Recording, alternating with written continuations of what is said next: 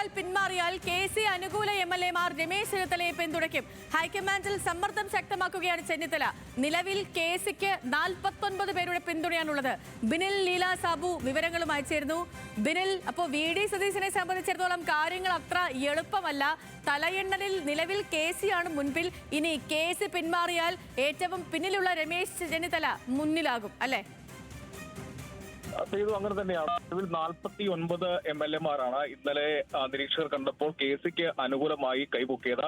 അങ്ങനെ 49 എം.എൽ.എമാരുടെ പിന്തുണയാണ് അദ്ദേഹത്തിനുള്ളത്. അദ്ദേഹം പിന്മാറിയാൽ, നിലവിൽ പിന്മാറുന്ന കാര്യത്തിൽ തീരുമാനമായിട്ടില്ല, പക്ഷേ അദ്ദേഹം പിന്മാറിയാൽ ഒരുപക്ഷെ ആ പിന്തുണ രമേശ് ചെന്നിത്തലയ്ക്ക് കിട്ടും എന്നാണ് രമേശ് ചെന്നിത്തല അനുകൂലികൾ പറയുന്നത്. അദ്ദേഹം അത് ഹൈക്കമാൻഡിനെ അറിയിക്കുകയും ചെയ്തു. ഹൈക്കമാൻഡിൽ സമ്മർദ്ദം ചെലുത്തുകയാണ്. നിലവിൽ ഇത് അവസാന ചാൻസ് ആണ്, ഇനി മുഖ്യമന്ത്രിയാകാൻ തനിക്ക് അവസരമില്ല എന്ന കാര്യം ഇന്നലെ തന്നെ നിരീക്ഷകരെ രമേശ് ചെന്നിത്തല അറിയിച്ചതാണ്. ഇന്നലെ പറഞ്ഞപ്പോൾ 23 എം.എൽ.എമാർ തനിക്ക് ഒപ്പമുണ്ട് എന്ന കാര്യവും ഹൈക്കമാൻഡിനെ അറിയിച്ചിരുന്നു. മാത്രമല്ല കെ.സി അങ്ങനെ ഇങ്ങോട്ട് മത്സരിക്കാൻ എത്തുന്നില്ലെങ്കിൽ ആ പിന്തുണ തനിക്ക് ലഭിക്കും. അത് നിലവിൽ എന്തായാലും കെ.സി. വേണുഗോപാൽ അനുകൂലിക്കുന്ന ആളുകൾ വി.ഡി. സതീശനെ അനുകൂലിക്കില്ല, അദ്ദേഹത്തിന് വേണ്ടി കൈ ഉയർത്തില്ല എന്നാണ് നിലവിൽ അറിയാൻ കഴിയുന്നത്. എന്തായാലും അത് ഇനി കാര്യങ്ങൾ തീരുമാനിക്കേണ്ടത് ഹൈക്കമാൻഡാണ്. കേരളത്തിലെ കാര്യങ്ങളെല്ലാം കഴിഞ്ഞു. ഇവിടെ എം.എൽ.എമാരുമായി കൂടിക്കാഴ്ച നടത്തി, മാത്രമല്ല അവിടെ എം.പിമാരുമായി കൃത്യമായി കൂടിക്കാഴ്ച നടത്തുകയും ചെയ്തു. കൃത്യമായ ഒരു കാര്യം, കെ. സുധാകരനാണ് ഇന്നലെ കത്ത് നിരീക്ഷകർക്ക് നൽകിയത്. ആ കത്തിൽ പറയുന്നത് കെ.സി. വേണുഗോപാലിനെ മുഖ്യമന്ത്രിയാക്കണം, തന്റെ പിന്തുണ കെ.സിക്കാണ് എന്നാണ് അദ്ദേഹം പറയുകയും ചെയ്തത്. എന്തായാലും അദ്ദേഹം പിന്മാറുന്ന കാര്യത്തിൽ